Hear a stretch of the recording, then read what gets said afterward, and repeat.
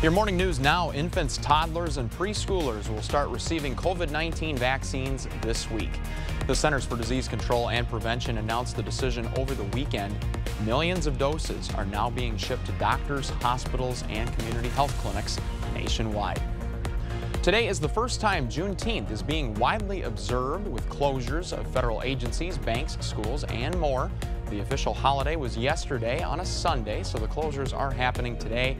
U.S. post offices are closed, as well as most federal offices and schools are shut down as well. So is the Federal Reserve, along with most banks. This morning, investigators say a report into the Uvalde Elementary School mass shooting is expected in the next 4 weeks. A state House committee is looking into what happened at Robb Elementary School last month when a gunman opened fire, killing 21 people. The police response to the shooting has been largely criticized.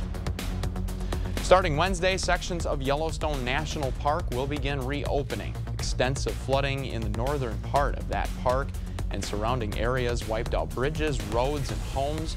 Park officials say more than 10,000 people had to evacuate. The park will now apply for a new system of entry based off car license plate numbers to limit the number of guests.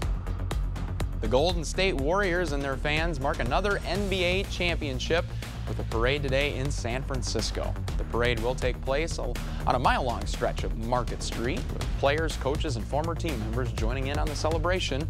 This is the Warriors' 4th title in recent years. Well, sunny and hot today with highs around 95 degrees and a southerly wind breeze at around 10 to 20 miles an hour. Well, we're not the only ones. Europe is feeling the heat. Heat alerts affected nearly 18 million people in France alone. Temperatures usually felt in July and August in places like London and Paris have tourists doing everything they can to cool off, even if it means jumping into historic fountains. Happening today, people living in La Crosse are invited to take part in budget meetings for the city.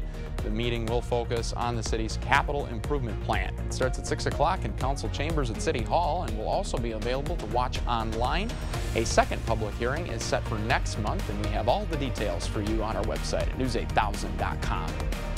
Also today, reconstruction work starts on 11th Avenue North in Onalaska. So starting this morning, access to the post office will detour to Sand Lake Road and through Center 90. Work will run between Main Street and Wells Street on 11th Avenue and Pierce Street.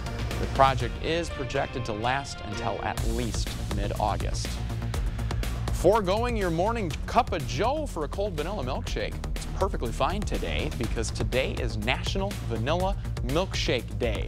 Vanilla serves as the base for most milkshakes and is honored. FYI, vanilla was not always made with ice cream. According to the national calendar, people in 1885, they served their milkshakes with, get this, whiskey. Didn't know they used to do it back then with that. Wow, okay, well, lots of sunshine today. 90s this afternoon, high of 95. A nice warm southerly breeze at 10 to 20 miles an hour today.